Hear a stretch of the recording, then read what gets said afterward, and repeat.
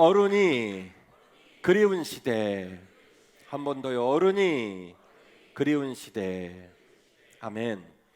어버이 주일날을 맞이해서 두 가지의 주제로 말씀을 드리려고 해요.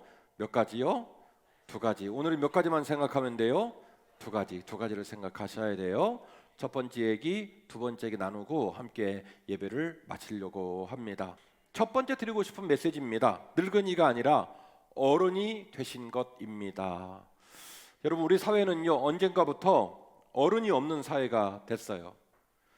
어른을 해야 될 분들도 본인이 어른이고 어른으로 산다는 게 어떤 의미를 가진 것일까를 잘 생각을 못하는 시대를 살고 있고, 그리고 그런 어른이 우리 주변에 있음에도 불구하고 그 어른을 어른으로 호칭하고 어른으로 예우하는 법을 잃어버린 이상한 세상을 살고 있더란 말이죠. 어린 사람, 젊은이, 돈 잘 버는 사람, 높은 사람, 출세한 사람, 권세를 가진 사람, 잘생긴 사람, 이쁜 사람, 이 명단에 어른 있어요, 없어요? 없죠. 이게 이제 이 세상에 의미 있는 사람들 명단이고요. 그리고 하나 더 말하라면 늙은이가 있기는 있대요. 말이 된다고 생각하십니까? 연세가 지긋하신 연로하신 분을 부를 때 늙은이라고 부르는 거는요, 그분의 연로하심을 욕보이고 그리고 흠잡아서 낮춰 부르는 거예요. 늙은이라고.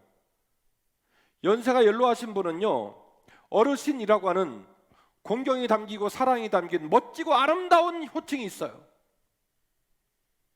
그런데 그 호칭을 방송에서도 공식적인 자리에서 잘 쓰지 않는 이상한 세상을 살고 있어요. 그리고 굳이 글에 나온다면 늙은이라는 표현을 써버리는 아주 이상한 세상을 맞이했다라는 거죠.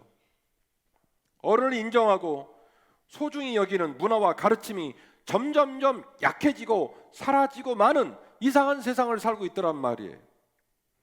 여러분, 인간은 동물이 아닙니다. 목사님, 원숭이라든지 군집 활동을 하는 동물들을 보면 사회성이 있습니다. 예, 제가 인정하겠습니다. 그러나 동물이 아무리 사회성을 확보한다 한들 인간의 삶을 흉내낼 수 있습니까? 아니거든요. 동물은요, 인간과 비스무리한 군집을 형성했다 할지라도 배고프면 자식이 먹을 것을 뺏고 자식을 죽입니다. 그게 동물입니다.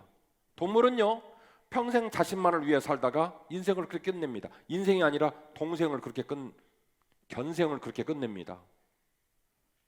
사람은 동물이 아니란 말이에요.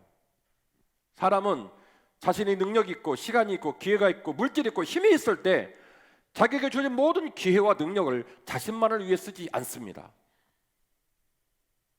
자신의 사랑을 따라 나아오는 다음 세대를 위하여 그에게 모든 것을 기쁨으로 쏟아줍니다.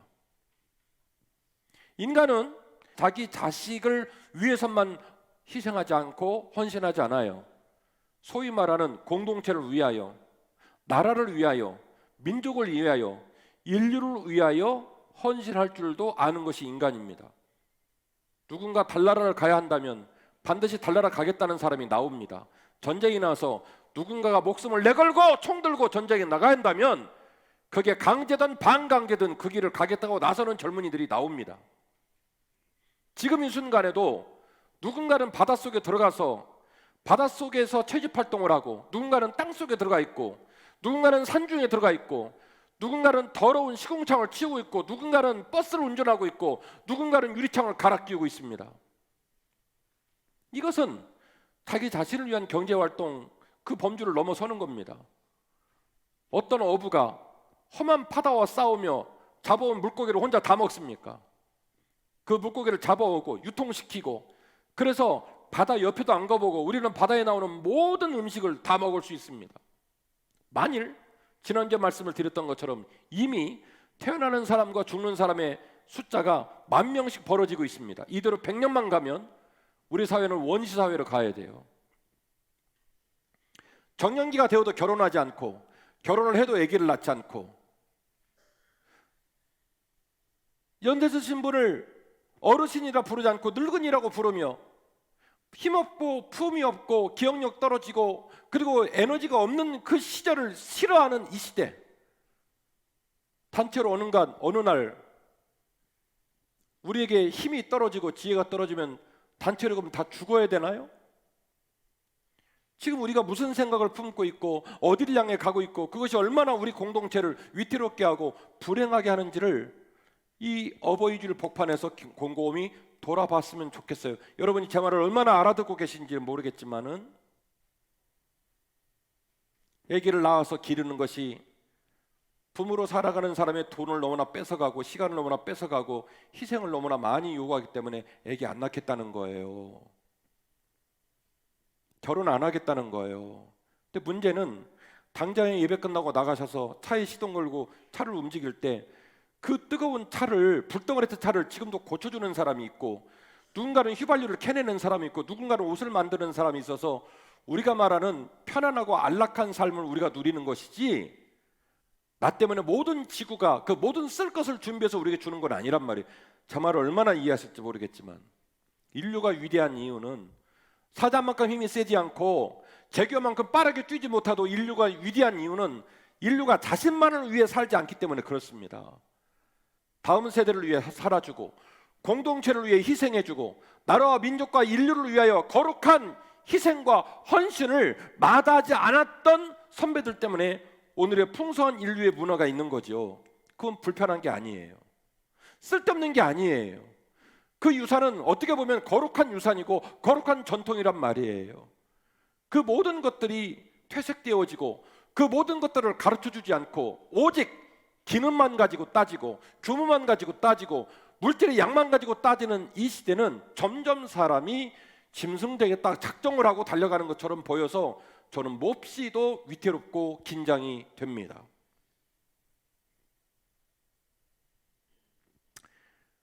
우리의 가정과 직업과 나라를 위한 사명과 부담을 가지고 우리의 선배들이 살아서 오늘의 삶이 왔다는 걸 기억하셔야 돼요. 특별히 우리나라는 특수한 나라입니다. 약 70여 년 전 유교 동론이라는 정말로 끔찍한 동족 상잔의 비극이 우리나라에 있었고 인류 세계 역사에 그렇게 큰 전쟁을 치르고 약 70여 년 만에 이 정도까지 일어선 나라는 전례가 없습니다. 물론 기성세대와 다음 세대 사이에 정치적인 이념과 정치적 견해차에 따라 갈등의 요인이 있을 수 있습니다. 그러나 제가 지금 말씀드리는 건 그걸 말씀드리는 게 아니에요. 그건 그거고 이건 이겁니다.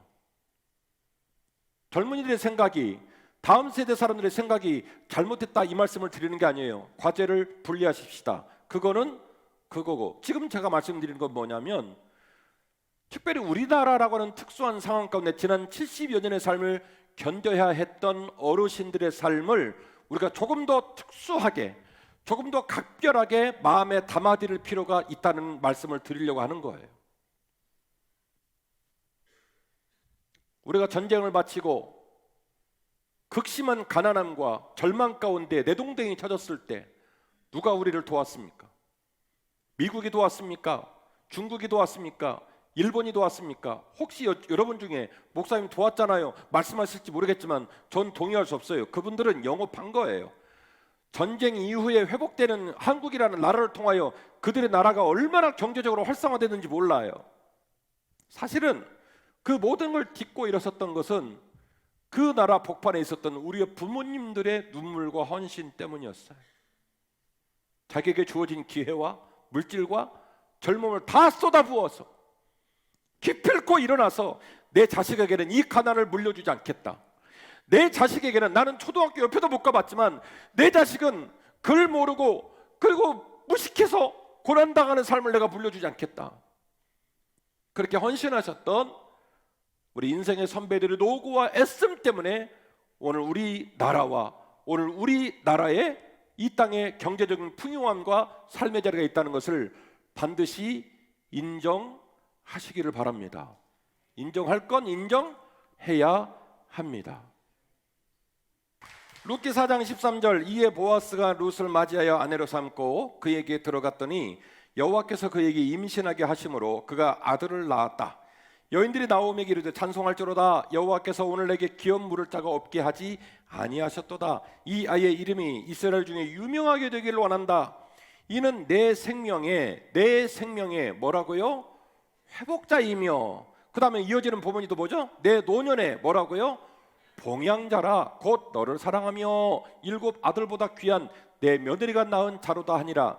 이거 관용적인 표현인데요, 7 아들이라는 말은 이스라엘에서 완전수를 얘기해요. 아들을 낳는데 7명 나면요, 그 집은 대박난 집이에요. 꽉 찬 집이에요. 그런데 이 룻이요, 마치 어느 집에 7 아들이 있다 치고 그 7 아들보다도 더 귀한 며느리가 누구냐면 룻이라는 관용적 표현을 쓴 거예요. 룻이 이처럼 귀한 일을 했다는 거예요. 나오미가 아기를 받아 품에 품고, 시어머니죠, 그의 양육자가 되니 그의 이웃 여인들이 그에게 이름을 지어주되 나오미에게 아들이 태어났다 하여 그의 이름을 오벳이라 하였는데 그는 다윗의 아버지인 이새의 아버지이었더라. 왜 자꾸 지금 나오미 얘기가 나오는 줄 아십니까? 이 엘리에셀하고 결혼한 나오미를 통한 이 집이 결국 대가 끊어져 버린 거예요. 이어갈 수가 없었던 거예요. 며느리에게 말한 거죠. 너희는 우리 집 사람의 집으로 가라. 다 갔죠. 근데 누구만 남았냐면 기필코 룻이 우기고 남아서 결국 그 집안의 혈통을 이어준 거예요. 이방 여자 룻이요. 그래서 결국 이 룻이 보아스와 결혼해서 결국 이 가문의 맥락을 이어가고 다윗의 가문이 여기서 시작이 된 거예요. 결국 오벳과 그리고 이새와 그리고 다윗으로 이어지면서 이스라엘의 역사가 면면이 흘러가게 된 거죠. 그 거룩한 역사의 중요한 연결고리, 끊어질 수밖에 없었고 도저히 이어갈 수 없는 그 불행한 상황 가운데서 그 불행한 상황을 이어준 사람이 누구냐면 룻이라는 여인이었고, 그의 희생과 거룩한 헌신을 일컬어서 본문은 말하기를 이는 내 생명의 회복자이며 내 노년의 봉양자이니 네가 너무나 귀한 일에 헌신했도다라고 격려하고 있는 것입니다. 같이 하시겠습니다. 우리에게 존경할 어른이 필요합니다. 한 번 더요. 우리에게 존경할 어른이 필요합니다. 앞서 제가 말씀드리기를 우리 사회가 어른이 사라져버린 시대를 살고 있다. 제가 그것이 걱정이라고 말씀을 드렸죠. 어른을 어른으로 부르지 않는 것도 문제지만 어른이 뭘 의미하는지를 모르는 것도 문제예요. 제 말 알아들으시죠? 어른을 어른으로 존중하고 어른을 어른으로 모시지 않는 사회도 문제인데, 문제는 내가 어른이 됐다 치고 어른이 뭘 의미할까, 어른이 되어 산다는 게 어떤 삶일까를 곰곰이 생각해보지 않는 것도 문제예요. 어른이라는 말 쉬운 말이 아닙니다. 어른은요, 세월이 흘러가다가 어느 날 갑자기 나이 먹어가지고 당신은 어른이요, 그게 어른 된 게 아니에요. 어른은요 되게 무겁고 따뜻하고 깊은 언어예요. 깊은 단어예요. 어른을 생각해 보셔야 돼요. 그래서 우리에게 반드시 존경할 만한 어른이 필요하다는 것을 오늘 깊이 생각하고 우리가 그 어른에 대한 마음의 소원이 충만하기를 주의 이름으로 축원합니다.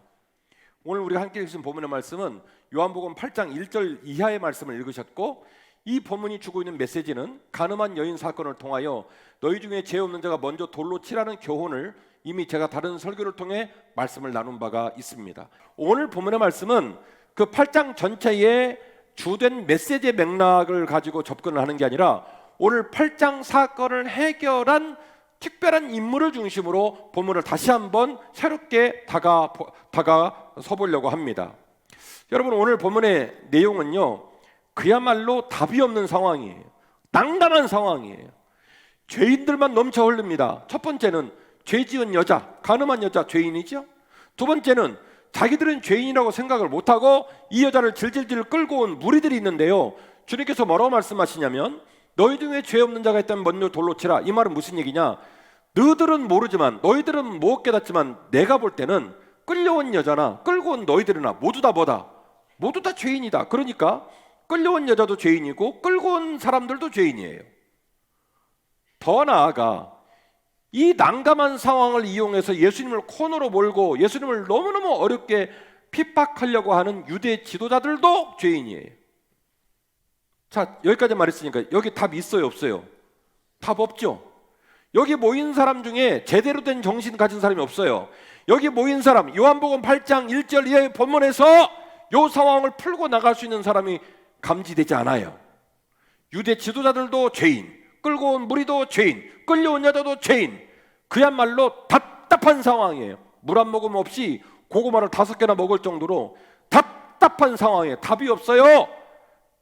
이거는 끝장난 공동체예요. 그런데요, 이 말도 안 되는 공동체에서 길을 내고 이 어려운 상황을 타개하여 새로운 희망의 빗줄기를 열었던 사람이 있었다는 얘기를 하려고 하는 거예요. 주님이 말씀하셨습니다.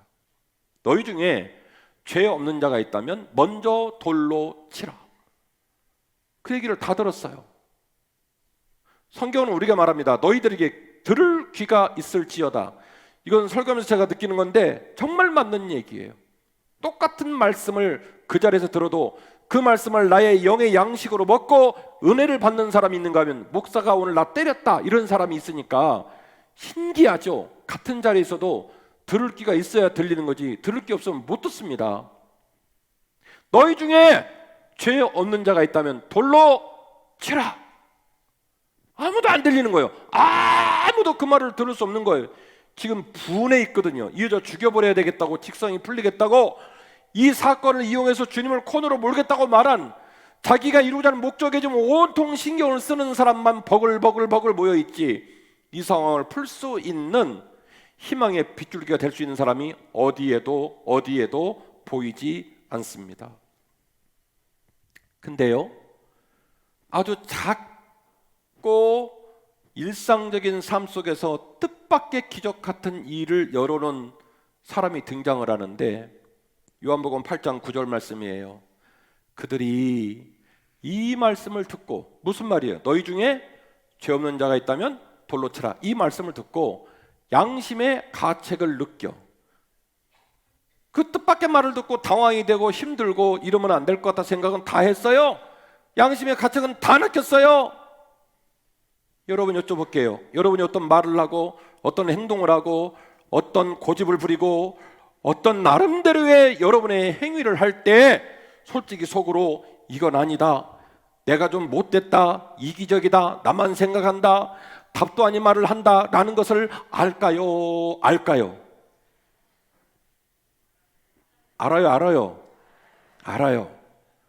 모르는 척 하는 거예요. 그리고 막 지르는 거예요. 그것이 뱃속까지 죄가 들어있는 인간의 민낯이에요. 공의롭지 못하다는 사실을, 내가 너무 이기적이고 나만 생각한다는 사실을 알면서도 그걸 멈추지 않는 것이 인간이에요. 예수님으로 말미암아 죄가 고발당하고 예수님으로 말미암아 깨달아졌습니다. 이건 좀 아니라는 생각을 했지요. 그런데 반응 안 보여요. 그 자리에서 반응을 보인 분이 있었는데 누구냐면, 뭐라고 써있냐면, 누구로부터 시작해서요? 어른으로 시작하여 젊은이까지 하나씩 나갔다는 거예요. 우린 여기서 어른으로 불리우는 사람의 성품, 어른으로 불리우는 사람의 기품을 생각해 봐야 돼요. 이분들은 마실 나와서 놀려고 나온 게 아니라 죄 지으려고 나온 거예요. 여자는 죄를 지었고, 여자가 죄 지었다는 명분으로 여자 때려 죽여갖고 또 죄를 짓고, 여자를 때려 죽이는 무리들 그 가운데서 이 상황을 이용해서 예수님 코너로 몰아가지고 어려움 당하게 하려고 하는, 다시 말하면 설교자인 제 눈에는요, 여기에 모인 인간들은 다 죄 지으려고 모인 인간들이에요. 죄 지은 여자나 끌고 온 무리나 그 상황을 이용하는 유대 지도자들이나 다 이 사람들은 좋은 일을 하려고 모인 사람들이 아니에요. 답이 없어요. 희망도 없어요. 야, 이거 도저히 수습을 할 수 없겠구나 라고 하는 상황 속에서 이 상황을 뚫고 나가면서 새로운 길을 열고 희망의 빗줄비가 그 어두운 땅에 오게 했던 창문 역할을 한 사람이 있었는데, 그가 누구냐면 어른이었다는 거예요. 어른은요, 생각의 범주가 달라요. 어른은요, 인품이 다르고 어른은 삶의 지평이 좀 달라요. 그래서 그분의 이름이 어른인 거예요. 어른은 단순히 나이를 먹어서 머리에 흰머리가 나고 특정 나이에 도달했으니 그가 어른이 됐다 이렇게 말하는 게 아니고, 어른은 그 나이에 걸맞는 인격과 생각의 지평과 가치관의 따뜻함이 탑재될 때에 비로소 진짜 어른으로 거듭나게 되는 것이고, 더 나아가면 육신의 나이로는 어른에 도달하지 못했다 할지라도 젊은 시절의 삶을 살아가면서도 어른으로 불리우는 사람도 있더라는 거예요. 오늘 설교자로 어른을 정의해 드립니다. 어른은 육신의 연로함 플러스 영적인 성숙의 원숙함, 이 두 가지의 개념을 함께 유기적으로 통합시킨 존재가 바로 어른이에요. 어른은 단순히 나이만 먹어서 어른 되는 게 아니에요. 진정한 어른이라고 하는 것은 육신의 연로함이라는 그 장구한 시간의 평생의 삶 속에서 그의 생각과 그의 가치관과 그의 삶의 태도가 성숙한 모습으로 원숙하게 익어갈 때에 비로소 그의 삶을 어른이라고 말하게 된다는 거죠. 성경은요, 이런 맥락 속에서 연세 많으신 분을 표현할 때 어른이라는 단어와 늙은이라는 단어를 병용하고 있고, 그 단어를 함부로 섞어 쓰지 않습니다. 연세 든 사람의 기쁨과 연세 든 사람의 고귀함을 표현할 때 어른이라는 말을 써주고요, 연세 든 사람을 낮춰서 표현할 때는 늙은이라는 말로 병용을 합니다. 그래서 그 언어와 단어를 통하여 우리에게 명백한 메시지를 주는 거예요. 어른의 삶을 지향하라. 다니엘서 2장에 아주 뜻밖의 내용이 나오는데요, 다니엘서 2장 48절입니다. 왕이 이에 다니엘을 높여 귀한 선물을 많이 주며 그를 세워 바벨론 온 지방을 다스리게 하며 또 바벨론 모든 지혜자의 뭐를 삼았다고요? 어른을 삼았다. 이거 놀라운 얘기예요. 다니엘은 지금 굉장히 젊은 지도자입니다. 왕이 또 다니엘의 요구대로 사드락, 메삭, 아벳느고를 세워 바벨론 지방의 일을 다스리게 하였고, 다니엘은 왕궁에 있었다. 어른으로 탑 클래스 리더가 되어서 나라를 이끌어가는 지위에 있게 됐다는 거예요. 근데 문제는 이 다니엘이 아직 육신으로는 어른의 나이에 도달하지를 못했습니다. 그런데 그 젊은 날에 바벨론의 포로로 끌려가 왕의 진미를 거절하고 하나님 아버지의 율법과 말씀으로 양육받아 그 이방 땅의 리더가 된 다니엘을 그 나라의 왕이 뭘로 세웠다고요? 그 나라를 이끌어가는 뭘로 세웠다고요? 어른으로 세웠다는 거예요. 어른으로. 따라서 어른이란 단어는 단순히 나이를 먹어서 도달하는 단어가 아니라는 거예요. 좀 더 깊이 생각해 봐야 할 단어라는 거예요. 사도행전 2장 16절 말씀인데요, 이는 곧 선지자 요엘을 통하여 말씀하신 것이 일러스되 하나님이 말씀하시기를 말세에 내가 내 영을 모든 육체에 부어주리니 너희 자녀들은 예언을 하고 너희 젊은이는 환상을 보고 너희 늙은이들은 뭐라고요? 꿈을 꾸게 될 것이다. 여기서 말하는 늙은이란 말은 연세 드신 분을 낮추어서 표현한 거예요. 구역성경은 노인이라고 기록을 해놨습니다. 한글 개역과 개정판을 개정하는 신학자들은 이 본문의 사본을 연구해서 비교적 사본이 주고자 하는 메시지를 정확하게 번역을 해놨어요. 너희 늙은이들이라고.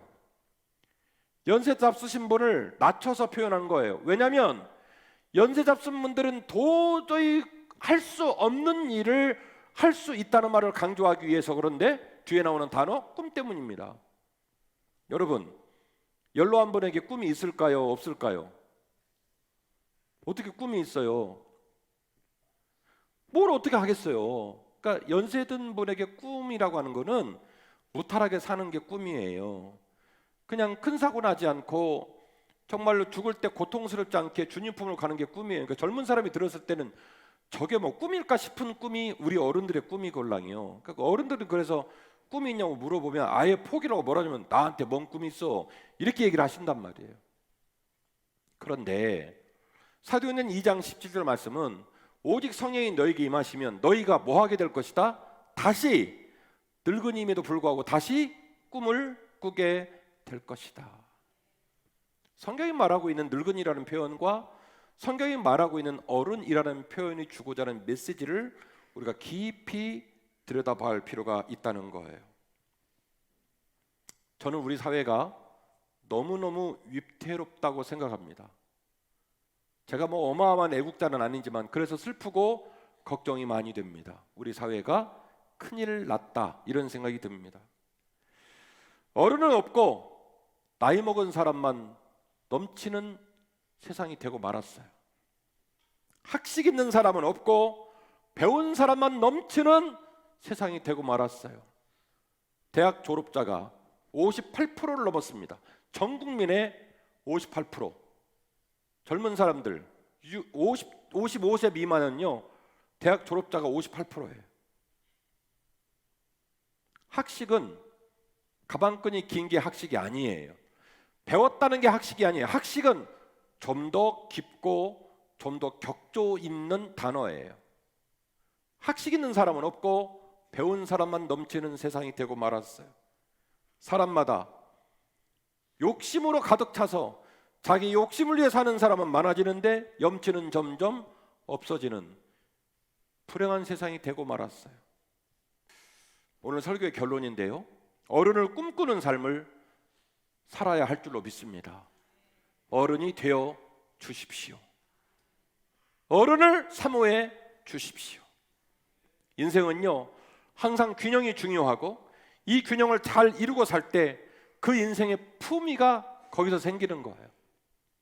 우리가 누리고 당연하다고 생각하는 사랑도 쌍방이 주고받는 사랑이기 때문에 내가 타자를 용서하고 내가 타자를 배려하고 내가 타자를 따뜻하게 하게 될 때에 세상 모든 사람이 비로소 나를 사랑하고 나를 선대하게 된다는 걸 기억하시고 사랑받고 싶고 행복하고 싶고 삶이 편안하고 싶은 만큼 내가 다른 사람에게 그 평화와 그 행복과 그 여유를 선물해 줄 수 있는 멋진 그리스도인이 한빛교회 교인들이 되기를 간절히 원합니다. 늙은이가 아니라 어른이고 싶습니다. 비록 이제는 나이 들어 젊음과 기회는 사라졌지만 그럼에도 불구하고 내 영의 품위와 지혜와 가득 찬 멋있는 삶의 품격이 내 어른의 삶을 빛나게 했으면 좋겠습니다. 그런 어른을 꿈꾸어 주십시오. 세상이 교회를 걱정합니다. 목사는 더 이상 성직자로서의 품위와 절제 그리고 삶의 향기를 잘 보여주질 못한대요. 목사를 만났는데 매력적이고 존경스럽고 그 목사님 때문에 도전을 받지를 못한다는 거예요. 성도는 더 거칠고 막 나가며 조금도 복음과 말씀을 자신의 삶에 적용하고 녹여내지 못하는 해괴망측한 성도가 넘쳐나고 있다는 거예요. 도대체 교회는 이 세상에 왜 존재할까요? 목사와 성도는 과연 반복된 예배를 통하여 맨날 기도하고 말씀을 들으면서 그들의 인격과 삶을 도대체 얼마나 영적인 진전을 보여주고 있는 것일까요? 자문해 보아야 됩니다. 정말로 우리의 삶을 곰곰이 돌아보아야 합니다. 교회의 자기정화를 위해서 우리의 영성과 우리의 삶의 자리를 들여다보아야 한다는 거예요. 왜 교회가 세상의 비난의 대상이 되었는가? 그것은 복잡한 답이 아니라 조금만 우리의 내면을 들여다보면 금방 알 수 있어요. 제가 몸된 교회에서 만 12년 사역했습니다. 오늘 제가 설교가 무겁다고 그랬죠? 죄송해요. 할 얘기 할게요. 정말 너무너무 염치 없어요. 여러분, 이 자리는 어려운 자리예요. 어려우시니까 여러분 화장했고, 어려우니까 저도 오늘 속옷까지 다 갈아입었어요. 여기가 마실 나온 장소입니까? 산행하는 산행 모임입니까? 살아계신 하나님이 임재했다고 믿고 예배하는 장소입니다. 매주일 거룩한 말씀을 읽고 그 말씀을 간직하고 세상으로 돌아가는 거룩한 땅입니다. 근데 이 거룩한 땅에서, 이 거룩한 모임에서 우리 입에서 쏟아져 나오는 말, 행동들 보면요, 끔찍할 때가 많아요. 솔직히 속으로 알거든요. 이것이 예의가 아니라는 것을, 이것이 이기적이라는 사실을, 내 언어와 주장과 행동이 다른 사람에게 상처가 되고 있다는 걸 알거든요. 내가 너무 나를 생각하며 이기적으로 주장하고 있다는 걸 알거든요. 목사님의 설교가 됐던 교회 방향이 됐던 이것이 공동체 맥락에서 움직이고 있지, 나하고 좀 안 맞다는 이유로 그것을 교회 전체가 바꿔야 되고 말하는 논리가 사실은 말도 안 되는 걸 알거든요. 그런데 멈추지 않습니다. 막 해요. 다음 주에 만나야 할 사람들 앞에서 그런 행동을 하고 그런 말을 하는 그리스도인들이 자기가 누군지도 모르는 세상에 나가서 어떻게 행동을 하겠습니까? 하나를 알면 열을 알죠. 그리스도인의 모습으로 전혀 모르는 사람들의 복판에서 어떤 삶을 살까요? 하나님 앞에서도 두려워하지 않고 믿음의 동역자들 앞에서도 조금도 염려하거나 조금도 부끄러워하지 않는 사람이 과연 세상에서 어떻게 살까요?